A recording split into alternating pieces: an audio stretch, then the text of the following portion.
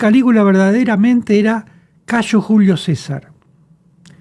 La palabra César, que ahora le usamos de nombre, era un título nobiliario, era como señor, un patriarcado, era un título de nobleza, rey, conde, duque, era un César.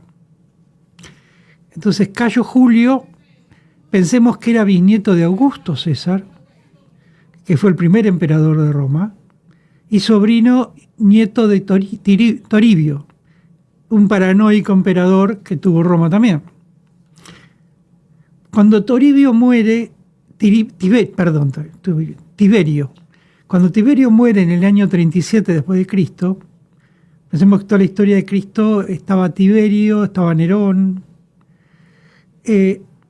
no deja descendencia. Calígula en ese momento era un protegido de Tiberio y tenía 24 años.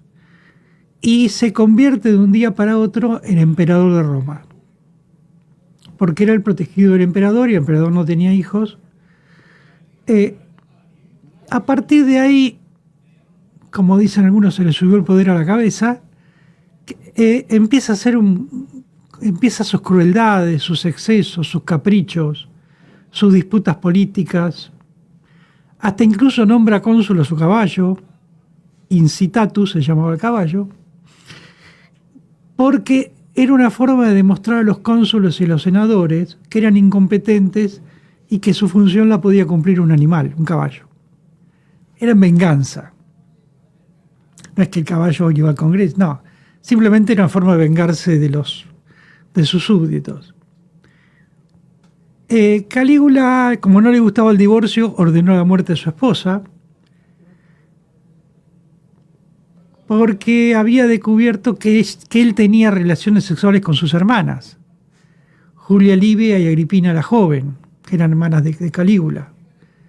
Pensemos que Agripina es después la madre del emperador Nerón, que viene después de él. Cuando, después de matar a su esposa y la noticia de que él tenía relaciones con sus hermanas, las exilia y a otras tierras para que no sigan las versiones, cosas que eran ciertas. Hoy en día, si estudiamos un poco a Calígula como persona, podemos decir que sufría, por supuesto, enfermedades mentales.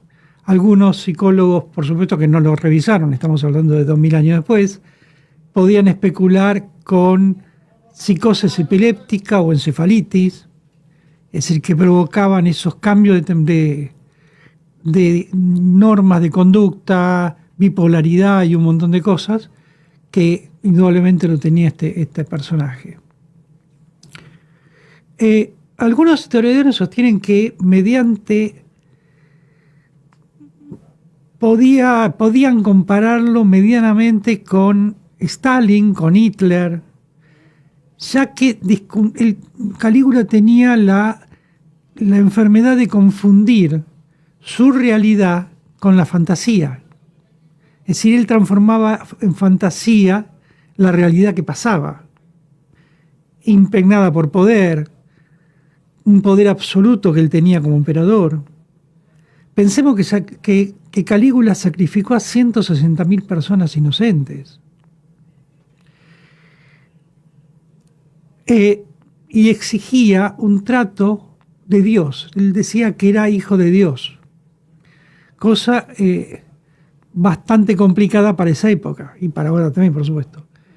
Y lo llevaban a un culto imperial. Ahora la pregunta es, ¿por qué seguimos hablando de Calígula 2000 años después y de todos estos desastres? Personalmente creo que a los historiadores les gustan los villanos. Y Calígula es el villano por excelencia. ¿Por qué? Porque tenía un carisma personal y una crueldad obstinada.